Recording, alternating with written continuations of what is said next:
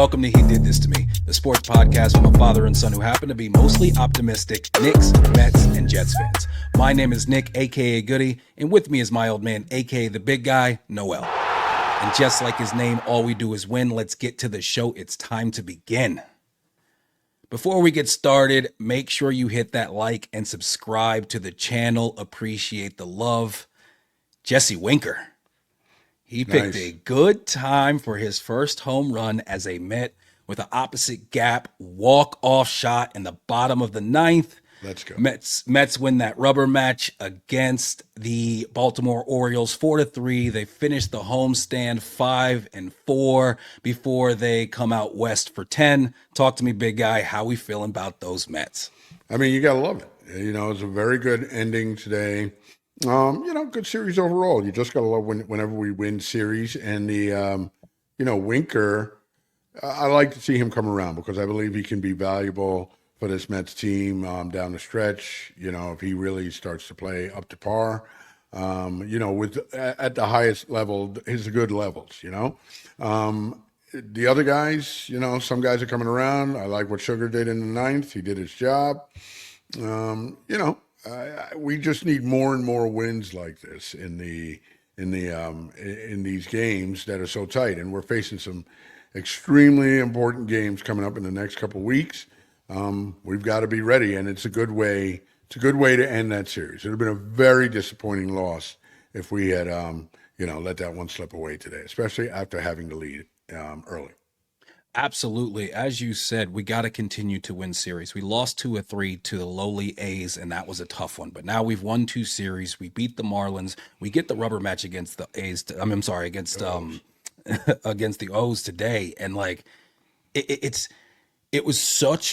just one game out of 162, but it felt like it was huge. It felt like it was huge for us to be able to win today. As you said, you had Sugar pitch well late. You had Manaea come out and just have an absolutely fantastic start. He's perfect through 5.2 innings. Then he hits a breaking ball that doesn't break, and immediately the next pitch is a 2-run bomb, and now all of a sudden the game is all tied up. And I was thinking perfect game with him at one point, it really looked like that. He was throwing hard. He had everything working. He had his pitch count low. You had a couple great plays behind him, and when you see that, that makes you even more think because in a game like that where you get no-hitter or a perfect game, which he does have a no-hitter already in his career, that when that happens, there's going to be a couple great plays made behind that guy to be able to get him to that point. And Vientos had a fantastic play where he had to barehand a ball and fire it over. Iglesias had another play where Lindor cuts in front of him, can't quite get to it. He gets the ball, makes the quick throw and gets the out. And you think, this could happen. And then that quickly, as Gary said later in the game, he's had about I think it was Ron who said it, but he said he's had about a 30-second point in this game where he wasn't in total control. And then, Vientos, he gives us the lead back. He hits that bomb off of Kinsler. I know Kinsler, he's a lot of people say he's a Hall of Famer at some point when he decides to get away. Gary said it today. He said, and I've heard other people say it before. When he decides to what? He decides to hang it up. When he decides to Kinsler. Ian Kinsler. I hate to say it, but I'm not even that familiar with this guy. Dad, he's the relief pitcher with this guy. Oh, that guy. That guy, okay? He's had a tough year in Baltimore. He's lost his spot in the closer's role. He's now looking at being the 7th inning guy, and he comes in today. And I'm telling you, now, as good as that guy has been, when he gets in, I get confident because we've crushed that guy before, especially when he was a national. Oh, there was times where we absolutely brutalized that guy for a couple seasons straight. And I think that whole standing like this thing is stupid. And so he comes in, and I just want this guy to get rocked. Somebody's got to explain to me what the mindset, what it is that him standing like that before he even sits up and gets into his stance. I don't get it. But it's worked for him when he was young, and it worked, and he had success, so he kept doing it. That's it. Yeah. I don't know. If I was his dad, I'd be like, stop doing that shit. You do that for the rest of your life. What's the matter with you? But no, man. Vientos gets a ball from him that is out over the plate and just hammers it. I mean, off the bat, you could just hear the sound, and you were like, "That is I love that gone." kid. Just I love that absolutely kid. He's so crushed it. That Vientos is so good, man. I mean, we're so lucky. We look at his numbers and we realize that you got to realize that he's not even playing anywhere close to a full season. He's got And 20 home runs. He's got 20 dingers, man. If he had played this full season, Nick, right now, there's every reason to believe he'd have 27 home runs at least. Yeah, I'm just talking about time. Right, you know? right. Yeah, I don't know exactly, what the ratio or breakdown is, but yeah, that sounds about right to me. Yeah, that sounds about right to me. And he's continuing to show improvements in the field as well. Just love Vientos. What a great addition to everything. I don't like the idea of now he can play first if Pete leaves. We need to add firepower, not lose firepower. So but we're not going to get into Pete today. We're not going to talk about that. We're not going to talk about that. No, man. Yeah, great win. And both of the wins in this series coming in walk-off fashion. Yes. Alvarez with the massive home run. He is just been in the absolute toilet since the All-Star break, dealing with some injuries, and he's ahead in the count 3-0.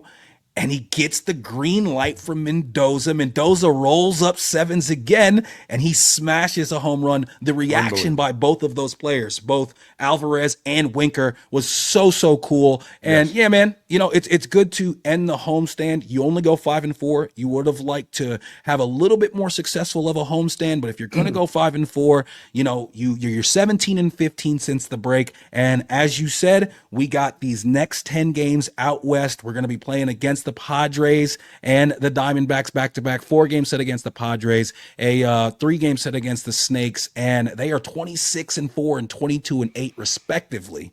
Yeah, over the last 30. So we'll see what happens. Law of averages says they're about to head south and we're about to head north. Come on, it's got to be. It's going to happen. I'm speaking it into existence. There you go. We got 35 games left. And what it really comes down to is everybody keeps saying, and I've even said that this was such a pivotal, stretch that we have. 35 games is a lot of games, man. A lot of things can happen in 35 games. Does 20-15 get us in, or do we have to go 25-10? 25-10, I think we're there. Okay. No doubt. 25-10, I think we're there. I think the real pivotal series is going to be our second to last, which is going to be against the Braves, because that's who I think this is going to come down to. I think that whoever doesn't finish first in the West, the Dodgers continue to hold off the Padres, but if they stay red hot and they somehow catch them, whoever doesn't hold off, doesn't end up finishing first, they're going to be the first wild card. And then the second one, where probably the D-backs, they're going to be the second wild card. It's going to be between us and the Braves for who's that third wild card. That's what it's looking like. Anything could happen. Listen, any team could run off a 10-2, and another team could run off a 2-8, and everything changes. No doubt.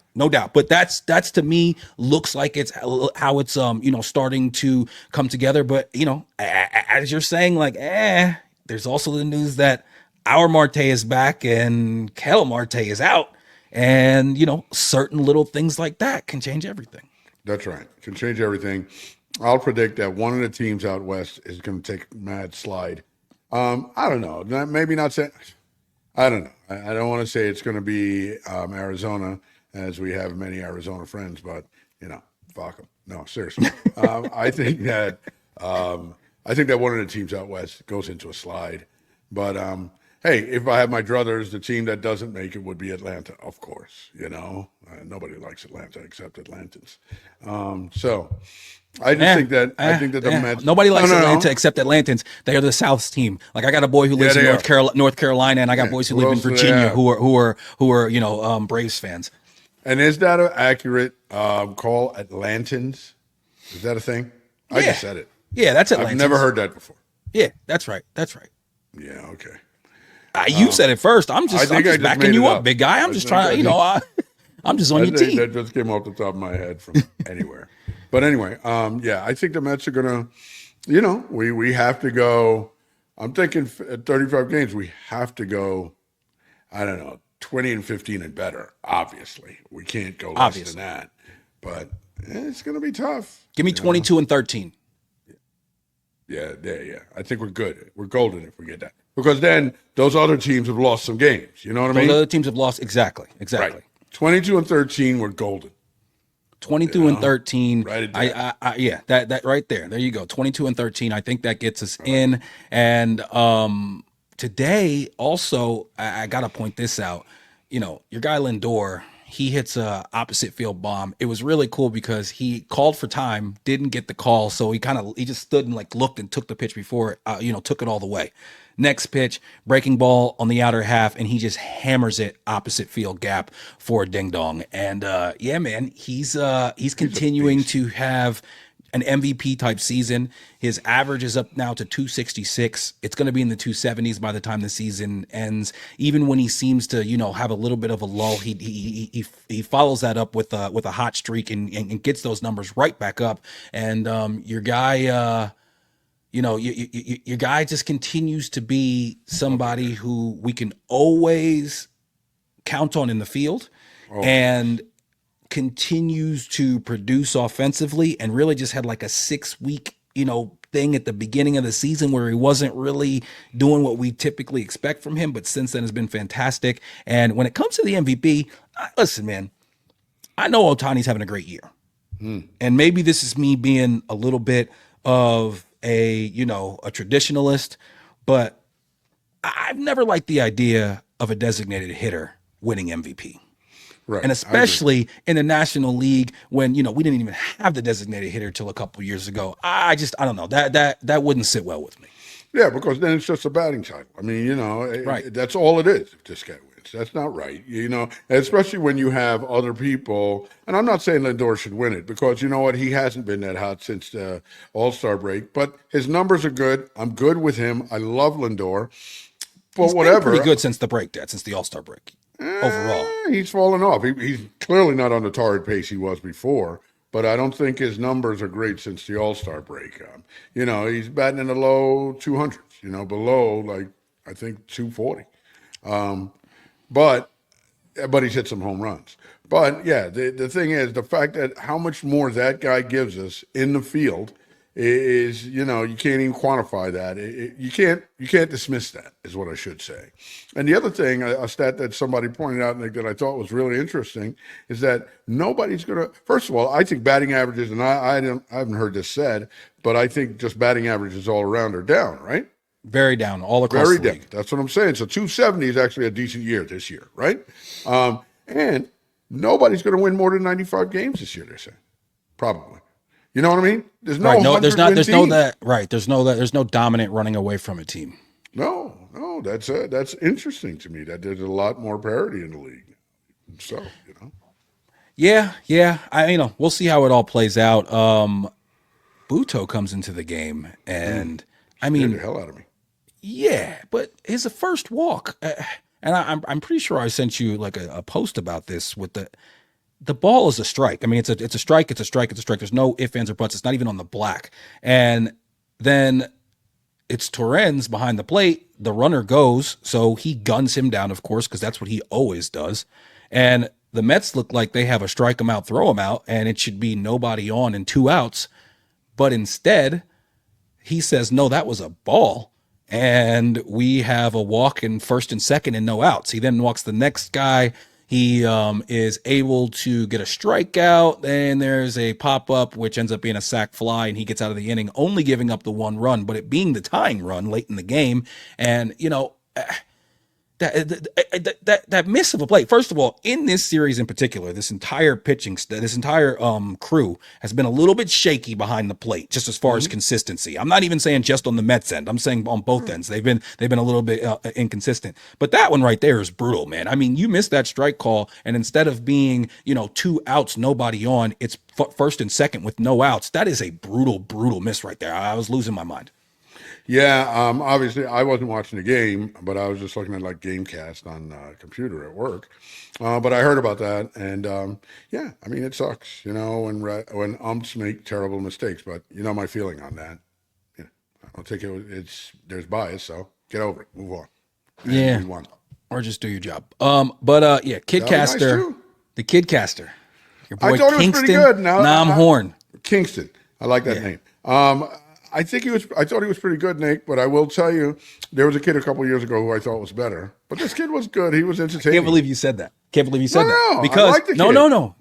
Listen, the reason I can't believe you said that, he did get rave reviews earlier this week. I was at a work thing, wasn't able to listen to him live, but I did take the time to, look it up and go and watch his, inning. I think it was the fourth inning where he did an excellent job, 9 years old. But there Yes. was a part of me that thought to myself, I feel like this. I'm like, hold on, this can't be the same kid that I No. saw a couple years ago. He'd be too old.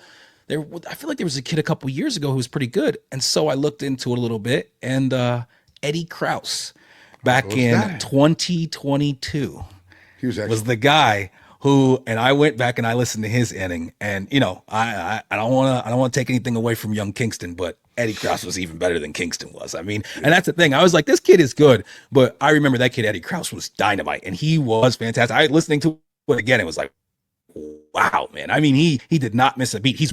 Both of them are way better than Gelbs right now. Oh yeah, we're gonna hear about those kids sometime later. That boy Eddie Krause, a few years ago, I gotta look him up, Nick, or you gotta send me the link or something because I remember being so impressed. And we were watching the boy Kingston the other night as we were watching dinner, and listen, everybody loves a kid, right? Your mom and Not I watched, everybody. and Not everybody. I got enough beef with some guy on Twitter because I'm not even going to say his name, but he's a big Mets guy, and he said something about like, yeah, I'm not gonna lie, I know this is gonna be an unpopular opinion, but this whole Kidcaster thing is dumb. And he got just absolutely why? roasted by a bunch of people, and I was reading through it, and then I'm reading through it just because I thought it was funny. I was not going to get involved at all. I was a little bit late to the party, but then he comes out and he says something about the fact that, like, basically he thinks like even the fact that people are even still having kids is absurd. The world overpopulated, this, that, blah, blah, blah, blah, blah. And it's just like, bro, you What? knew when you said this thing about the kid caster that something that people universally are going to like, right? So you knew when you said that people were going to give you flack. And now when people come back at you, you somehow turn that into like, we shouldn't even be having kids anymore. And I mean, I gave That's my insane. opinion on the fact that, like, raising the next generation and adding good people to society is probably about the best thing you can do for the world. But anyway, I digress. It was yeah, like you said, everybody loves it. Clearly not this guy. Yeah, no, I don't get that. I mean, It's a sad that's life. just It's like how he's sad got is your life? And maybe I'm that not saying it's guy. sad that he doesn't have children. I'm saying it's sad the fact that that half an inning of the kid caster somehow to you is like offensive or dumb in some way. You sure it wasn't Brian Flores? It sounds like a terrible person. Yo, yo, Brian Flores, man, catching strays. He Ding, did this ding, to me. ding. But your boy, it was not a stray. It was not a stray coming from Tua. It was a sniper shot right between the eyes. And with that guy having the whole thing with the NFL and suing the NFL, that this is like just a little bit more evidence on the NFL side. I saw somebody make that point to be like, yo, this guy is not the best guy. No, no, no. Nick, I must admit that when I saw him, I when I saw that statement, I thought to myself, I kind of just get a feeling about Brian Flores that was kind of true. Hmm. You know, Hmm. that listen, and we've all known coaches in our day, and especially in football, unfortunately, there's some coaches, more old school types, who feel like berating somebody. They're very, very, very, degrading, some coaches. And he might be from that school. I don't know. But I mean, I obviously don't think that Tua made this up. Okay. I don't think Tua is somehow soft at the schools and everything he's played at and the different level programs he's played at. But, some would say, why say it? And he should never have said it. I don't know. But I don't know. I don't have a problem with him saying it. I mean, he was asked a question. I don't always believe that you should say everything just because it's true, but he obviously doesn't like the man, and feels like the man was really, really bad to him, Also, So, you know, if you're feeling the content or you think we are two loathsome, offensive brutes and yet you can't look away, give us a thumbs up or a 5-star rating. Make sure you subscribe and/or hit that notification button on YouTube or wherever you're listening. According to all accounts, the New York Jets absolutely dominated the Giants in a joint practice on Wednesday. Aaron Rodgers, 15 of 21 for 3 touchdowns. Could have had a fourth, but Lazard dropped an easy one. Garrett with 2 touchdowns, over 50 yards. Once again, was very impressive all day in a joint practice. O-line was dominant. There's reports that both Burns and Thibodeau, they both got face planted into the turf by our tackles, TT and Eminem. Mm-hmm. Brees caught a tutty. Defense gave up absolutely nothing. Even Tyrod got off, connected down the field a couple times, including the practice-ending bomb to your boy Brownlee. Mm-hmm. Big guy. I know it's just a practice, but I mean, how are you feeling about this reports on our joint practice with the Giants today? You got to be happy with it. And listen, Nick, I mean, the fact of the matter is, it's a hell of a lot better than the opposite, right? Okay. So we've had a lot of times where we come out of joint practices and, we're hearing shit like, well, we competed today, we battled, and these are things that you get better from and all that type of bullshit instead of, we dominated today. And, listen, the Giants, they need to get some, some more work and some more players. I mean, did you see when they talked to Sauce about Daniel Jones? Yes. That is going to be huge.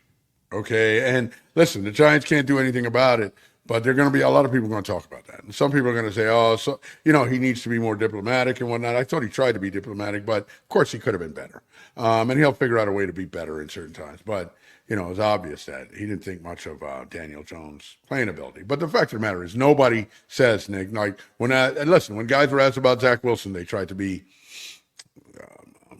nice about it. One guy was laughing at one time. But most of the players, they don't denigrate each other that way. So he'll get better at that. But, listen, man, we're the better team. I mean, we just are. And now, with a lot of the talk that's happening and stuff, we have to be healthy. So now are you thinking that nobody plays on Saturday? Yeah, I think that is the case now. Asala says he already knows the answer, but he's not going to reveal it just yet. And after having such a clean practice, I mean, in all phases, offensive line looked great, quarterback obviously looked great, weapons looked great, defense looked great. Why even mess with it? Why even go into this game against the Giants, especially now that there's been some bulletin board material put out there. Mm-hmm. I don't want my starters out there now. And I get it. Listen, I flip-flopped on this a few times in just this training camp. But, as far as like, should they play, should they not play? At first I said, nah, who cares? Then I said, I want to see them play. And I think that was more of a reaction to the fact that, the Burrows and the Patrick Mahomes of the world are playing entire halves sometimes. But at the end of the day, hearing Rodgers talk about it and talk about the fact that the preseason game is not even a realistic, comparison, reenactment or whatever to the actual game. The only difference is that you can actually get hit. And if he doesn't feel like he needs to get over that mental hurdle of taking that first hit, then I'm not worried about it either. And I don't want him to take any hits this season. I want him to go straight up Brady and fall down anytime somebody gets close to him. So I just think that with today playing out how it did and everything going so well, I think there's zero chance that we see them play in the preseason game this Saturday. Yeah, I doubt it. And my feeling on this. I do want him to play, but I am softening on it for a couple of reasons. Rodgers has come out and said this is the hardest training camp he's had in 7 or 8 years. Yep. Okay, number one. Number two, Saleh has said with the new way they're doing things, right now they have about 300 more plays, more snaps in this training camp than in years past. Okay. So they're running at an extreme pace. Okay. So that's interesting. I thought that was a very good bit of news that they, 300 more snaps in one preseason or one training camp. That's significant. So that makes me feel like they will be more prepared for the season. I like the sounds of that. I also liked what I heard from Robert Saleh on Barton Hahn late last week when he talked about the fact that he one of the adjustments he's made going into this season is making it more about X's and O's and less about messaging. He says when you come in and you're a head coach, you want to be the CEO, and you're so worried about messaging both internally and externally. And when he said that, it made me think, and I thought to myself, there's been a lot less like catchphrases this year from him and from all the players. There's a lot less like all gas, no brakes, keep the main thing that he says all the time. And then, the sauces and the Quinnens of the world parrot. All of that has chilled out this year. And you know what? I could see why that's a good thing and why he says, okay, listen, I got here because I was great at the X's and O's. So I need to put more time into that. And I think that can help on both sides of the ball. I think the defense obviously has been great the last few years, but having a defensive mind like him be more involved can't hurt. I hope that he's talking to the offense a lot. I hope that he's sitting down and he's talking with Hackett about the fact that, like, listen, this is what we would be looking to do. This is what we would be trying to do, and this is how we would be trying to attack you. So and they're going back and forth about some of those things, and maybe they can, level each other up to a certain extent. But I like the fact that Saleh.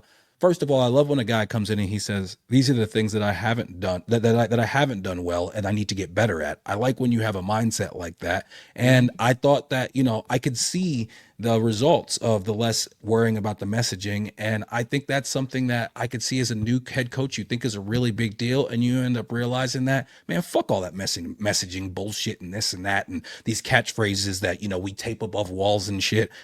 Yo, get out here and let's win. Bill Belichick had one freaking, message his entire career, and it was do your job. And that was it. He wasn't worried about how he came off to the press or anything like that. And I'm glad that Saleh is, hunkering down and taking a little bit more of that type of mindset. Yeah. Yeah, I know. I'm a Saleh fan, so I like what I'm hearing from him. All of that. I agree with all of that. Yeah, I mean, I want Belichickian results, but yeah, sure, I'm not a fan, and him without Brady. I mean, come on, we can get into that conversation some other time, but I mean, let's go easy with the Belichick comparisons. Wait. JETS. Okay. Not comparisons in a coach, Nick. I know he's a much greater coach. But you seem to be poo-pooing, just Belichick overall as a coach, saying that the only reason that he has that success is because he got lucky with Brady. Is that what? Maybe one of the greatest of all time. Maybe. But I always say, well, yeah. I mean, listen, his record bears him out and all that he's the greatest of all time, right? I will tell you now, I wouldn't hire him now. Okay, hire him now and give your team over to him. I mean, I'm sorry, he's 73 years old. What? I don't know. I mean, I suppose, I wouldn't hire Belichick. Belichick this time. He'll be next coaching year somewhere next year. Will be the head coach. He'll be the head coach of the Dallas Cowboys. Think so? Yeah. I think somebody McCarthy is a stooge, and they are going to crash and burn the CeeDee Lamb situation. Your boy Jerry Jones is talking too much. He's going, and then he's desperate as he. And if they crash and burn, Dak is out, and that's going to be a problem. They're not going to replace Dak at that level. I don't think so. You have a lower opinion of Dak. I think Dak's a very good quarterback. I think Dak's okay. I think that better than okay. I take that back. I do think Dak is better than okay. I think that he hasn't performed great in the playoffs, and I don't think he's worth like $60 or $70 million a year. Right. Well, somebody's going to give it to him. We know that, right? Whether or not Jerry gives it to him is a real question, right? Yeah, we'll see. Son Reddick still holding out. No reports of any type of progress or talks or anything like that. And I mean, he has zero leverage. All he's doing is losing money. I don't understand what he thinks is going to happen. I don't get it because so what are you going to do, guy? You going to sit out the entire year? Is it just a Le'Veon? A Le'Veon. Now, guys, now think about it. Guys who say out an entire year, Le'Veon Bell, Deshaun Watson had to sit out an entire year for another reason. Has that ever worked out well? No. Even Mosley. Even Mosley. Remember Mosley, he sat out the COVID year. The next year, he had a down year. And since then, he's picked it up and regained what we saw from him previous. But it never works out for anybody. You think you're going to sit out this year, lose all that money, then some team is going to sign you for that 28 No, Nick, no. No, he doesn't lose the eligibility. We own the rights. Right. So for another year. What is he doing? So I don't get it, Nick. Maybe listen, this might be above my pay grade. I might not understand. But what are you going to sit out this entire year? It just doesn't make any sense to me. Because clearly the Jets want him in. And if this guy comes in and has 2 practices where he looks lights out, they're going to want to give him some money or do better. But of course, I do get it from his point of view. He could come in and his first step on the field when he makes a cut, bust up his knee. Now what? But if he now you doesn't, collect the $14 million you're supposed to make. But if he doesn't step on the field, then what? I that's my whole thing. It all. He can't. It's There's not no upside. And the Jets have a super deep defensive line, so it's not like he's got us by the balls. That's not the situation, guys. I feel like they're, pumping up McDonald just for audience of one. You think so? Well, they could be. I mean, listen, man. If you were Joe Douglas, would you not do that? One of your little, send it to somebody in your little media plant and say put that out. Maybe. I don't know. But listen, it doesn't matter, man. They are having a good preseason. We do have a good defensive line even without this guy. Of course, with him, it absolutely blows us up and makes us, mega. But I don't see where he's in a good position here. I just don't. And honestly, if I usually side with the player, but if I'm what's his name, if I'm Joe Douglas, what am I doing? Why am I calling this guy? I'm like, hey man, you know where we are. We're in Florham Park, 1 Jets Drive. Anytime, we're here. We'll leave the light on for you. I don't know. Yeah, I don't get what he's trying to do. Your boy Clemens is. I read something today that said he might be fighting for a roster spot. Clemens. Yeah, man, really? That he struggled a little bit recently. Well. Listen, man. This is life moves fast in the big city. Things have changed over the last couple of weeks, man. And so Jermaine Johnson and Will McDonald, they combined for a sack today. Will McDonald, that's the thing. He's been flashing on tape, in these joint practices. So I don't think it's just a tactic by Joe Douglas. No, not just that. No. I think he's playing well, Nick. But I'm saying, if I'm Joe Douglas, I put that out there a little more, and why not? Right. Just to show that you have absolutely no leverage. But no, I mean Clemens currently is still ranked as second on the depth chart at right defensive end behind Reddick. So I don't even know how that is. But then I've also heard this kid McKinley, former first round pick. Yes, man. I've heard that he's looked very, very good. That he's making some decisions tough, and then we have some tough decisions as well when it comes to returner. Oh yes. But who else is killing on the defensive line? They say is Kinlaw. Yeah. Kinlaw. What's his name? The Rogers called him. He said that guy's a creature. He's like you can't believe this guy. He's just like he's a monster. Yeah, that was his exact words, creature. And then returner. I'm telling you, man, what's going to happen? I mean, with receivers and whatnot, what's going to happen with Gibson? No, I have not seen anything that says that Gibson is on the bubble. I think the bubble guys. Brownlee's on the bubble. What's his name? Just got hurt, right? This guy Isaiah. He's out for the season. Charles, is he out? Is he with the Wolf? Is he out for the season? Is he out for the season? Irvin Charles or whatever. Irvin Charles? I don't know. Somebody just got hurt and is out for the season. I know he had 2 injuries in the last preseason game. I know that much. And one guy got hurt and he's out for the season. One of the receivers, and we signed some other receiver, but he's clearly not going to make the team. But yeah, that all happened in this past week. No, Charles has got a hit, but they say that he's looking like he's going to be okay. Oh, okay. Somebody, I know Brownlee's back. Charles is back. Brownlee was back. He had a huge catch today. Brownlee had a good game out. today. Yeah, or good practice. He's a he's a good young player. And I like him as a guy that, if Lazard is fucking up, he's a guy who could steal some snaps from him because, with Lazard, you never know. He's got Rodgers back, but he's also, dropping easy touchdowns today. So if, Well, I heard he had a couple other good catches besides that, number one. Number two, it didn't really cost Rodgers a touchdown because we still scored a touchdown on that drive. Fair enough. Okay. But, catch the fucking ball. How about that? That would be nice. How about that guy? Listen, they said Garrett Wilson, who was amazing today, he could have been even more amazing. He dropped one pass and another pass that was absolutely amazing. They said an absolutely amazing catch. He just missed getting 2 feet down. And I heard the one that he dropped was a little bit behind. A little behind, possibly. Yes. I did hear that. Well, listen, man, it's exciting. I can't wait for the season to get started. I hate that we have to wait till Monday night on that opening weekend, but it is what it is. We'll be right back out there. Hopefully, it'll be the excitement pregame will be the only deja vu that we have that night. Yes, really, man. Yeah. Everyone will be uptight for that. Oh, yeah. He's not going to be running out with the flag though, because it's not September 11th or anything. So Rodgers ain't running out. No, we're not doing that reenactment, right? It can't be exact like that anymore.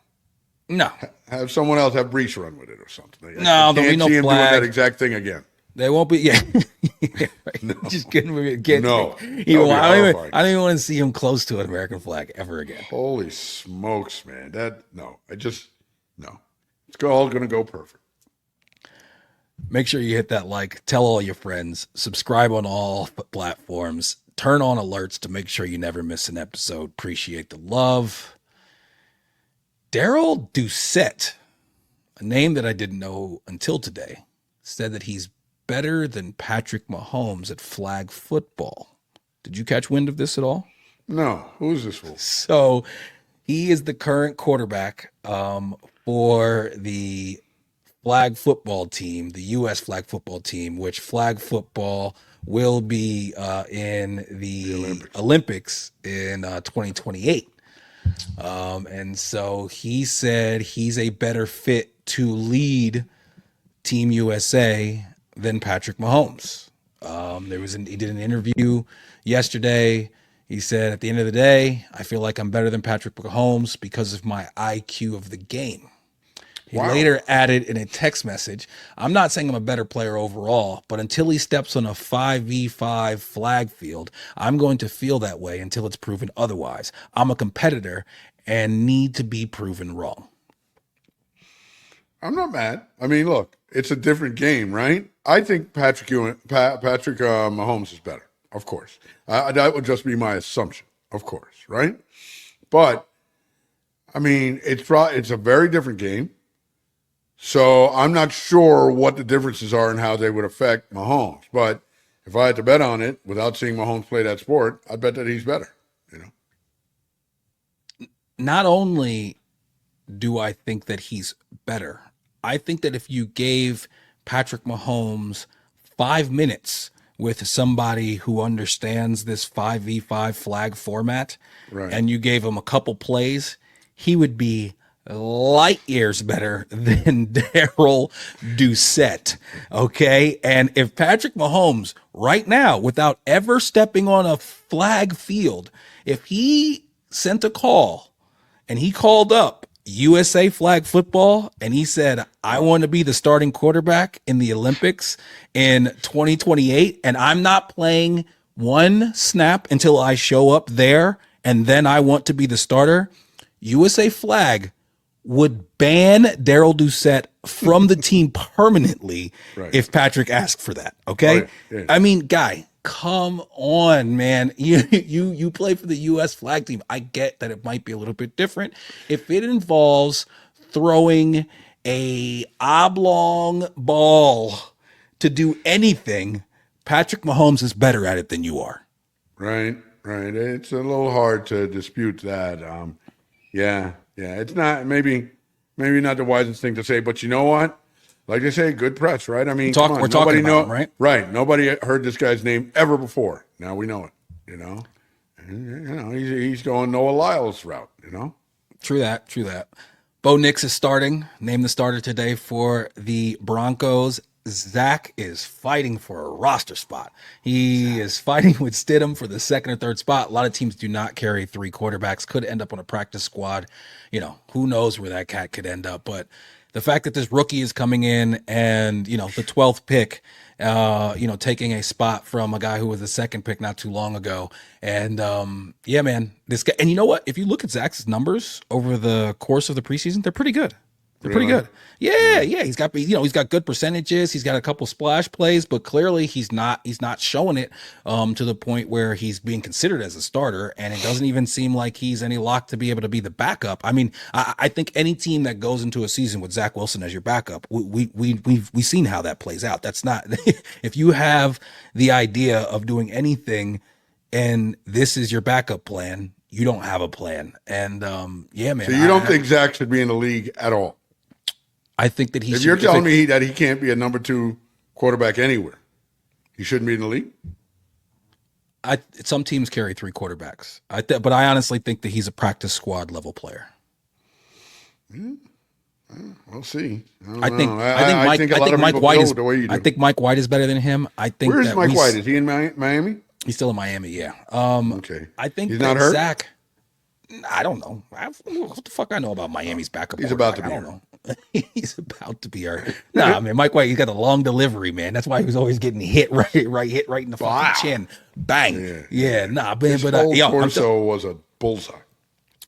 Both myself and that entire Jets roster of players all felt like Mike White was better than Zach Wilson. Okay. Yeah. So turned out that way, didn't it? Yeah. It did. Yeah. And then, who do you think should start in Pittsburgh? Listen. I've always liked Justin Fields, man. But you know, I think you almost do better. Listen, if you're just, I don't know, getting into the bullshit and crap. Russell would probably be better if you had to go from Russell to Fields, then go from Fields. He shits the bed. Now you got to go to Russell. But I think Fields is a better player. I do. I think Justin Fields, if you put him around good players and give him time and give him a good running game, I think he's got a strong arm. He's got a rifle arm, and that running ability is something special with that guy, Nick. He can really run. He can really move down the field. He's a lot faster than he looks. People don't think he's as fast as he is because he's got long strides, but he's fast, man, and he gets away from people. I think he can be a dynamic player. I really do. His issue is that he turns the ball over too much. Yes. So far during this preseason, he's turned the ball over some, you know, a couple of fumbled snaps, things like that. And when it really comes down to it, you know, as we know in the NFL, that's going to be the one thing that's going to get you sent to the bench and eventually out of the league if you give the ball to the other team from the quarterback position. And Russell Wilson, his issue is that he holds on the ball too long, wants to get off platform and doesn't get it out of his hand. And they don't have a great offensive line there, and that's not going to work. And, you know, both of them in the preseason have already shown the remnants of those same things that people have always talked about with them. And it's going to be interesting to see how it plays out. You know, Tomlinson, the thing about him is that whatever he does it for the good of the team. There's no politics with him. It's about who's going to be the best, give us the best opportunity to win. So it'll be really interesting to see how that plays out. But it seems to be totally up in the air, even in this late stage of camp. Yeah, that's going to be a tough call for him, but you know, I think they're going to be fine any way you look at it. You know, I did think when you said Tomlinson is going to decide, make the decision on whatever gives us the best chance. I was going to follow that up with whatever gives us the best chance to go a game over 500. But no, I'm just kidding. But listen, man, they're looking at last place in that division, though. He does always end up getting over 500, but you look at that division, and you got Cincinnati with Burrow and Chase. You got Lamar, and then you got Deshaun Watson over in Cleveland, where they have a great team overall. I mean, you know, they could be looking at finishing last, man. And, you know, I think if that's the case, then I think it only makes sense to go with Fields just to see what you got with them. You know what I mean? But it will be interesting to see, like you said, how that all plays out. Absolutely. It's going to be an interesting season all the way around. I mean, come on. What could be better? NFL's going to be back soon. Let's go. Speaking of Deshaun Watson, is he better than Baker Mayfield right now? I mean, look, he was better than Baker Mayfield back in, when he was good. But right now, clearly Cleveland thought so. That. Clearly, Cleveland thought so because they booted Baker Mayfield, and then they took this guy Watson, who was going to be coming off missing some time, and gave him the most absurd contract in NFL history. And right now, you got to look at that contract, and they are attached to him, and he's their guy for the foreseeable future. He's got all this guaranteed money coming in a salary cap sport, and like you said, if you look at them last season, Baker Mayfield was a better quarterback. He just was. Yeah. Baker's a decent quarterback. I mean, I know like you love Baker. Draft. You're a big Baker guy. Listen, he was the best quarterback in that draft, and it turns out he is. He is. He's the best quarterback in that draft. Baker's a guy that if you put a good team around him, he'll be good. And Baker's got a live arm, and he's got moxie, man. He's got shit tons of moxie. And if you put Baker in a good situation, man, the guys are going to follow him, and he's going to do some spark shit, man. For sure, man. That's just who Baker is. His name is Baker, for Christ's sake. Come on, let's go. Yeah, no doubt. Listen, everything you just said is right on. I mean, just, all the moxie in the world. He's got a fairly strong arm for a guy who's not huge and, definitely gets guys to play for him. And at this point, Tampa Bay has invested in him. He got them to the playoffs last year, had a good season. And, especially if you want to compare their contract value, he's way better than Deshaun Watson. Deshaun Watson this year is one of those years where, if he doesn't start to look more like his old self in Houston, the microscope, the high beams, everything is going to start coming down on him because it's like, all right, dog, you got this huge guaranteed contract. You got this weird shit in your personal life that we all know about, and you're not getting it done on the field. And we know that you are an albatross that is anchoring this team, the team that outside of him, offensive line, running backs, defense is really, really good. Yo, man, it's put up or shut up time for Deshaun Watson. Oh, no doubt about it, man. I mean, this is it this year. I mean, everybody expects it from him. Nobody wants to see any bullshit injury stuff either because he has been injury prone, especially since that. I mean, look, Nick, like you said, maybe this is another proof perfect of that year off shit. I mean, it's tough to come back, especially a sport like football. To come back after not playing a year. Every year is valuable between ages. I mean, if you're lucky, between ages 22 and 35. Every year is valuable, right? I don't know, man. I think if it starts going south, I think Stefanski starts buying him massages. No Knicks this no Knicks this week. Anything wrong with that? Not that there's anything. Well, I guess maybe there is. I don't know. I think there was a little something wrong when it came to Deshaun. But no Knicks this week. Only congratulations to Jalen and Allie Brunson, who welcomed their first child in true Knicks fashion. Following Leon the Don. It was done very quietly. There was no even pictures of her being pregnant on Instagram or anything like that. Nobody knew she was pregnant. And yeah, good for them. But yeah, looking forward to seeing Jalen going into dad mode this year. That's something we haven't even seen from him. And when you have that first kid, kind of makes you feel a little bit more like a man. He might even take it up an extra notch just because of that. Yeah, I honestly, when I heard about it, I was surprised because I hadn't seen any pictures of her pregnant. I thought I saw recent pictures of her, but clearly they were older pictures. But yeah, I was surprised, and good for them. Older pictures and some, some strategic angles, I think. Good for them. Good for them. Sure. Catch us every week on YouTube or wherever you find your podcast. Please follow, like, comment, and subscribe, and make sure you hit that notification button on all platforms. We really appreciate all the love. You can find us on all socials at he_did this to me. Love you, big guy. Love you, kid.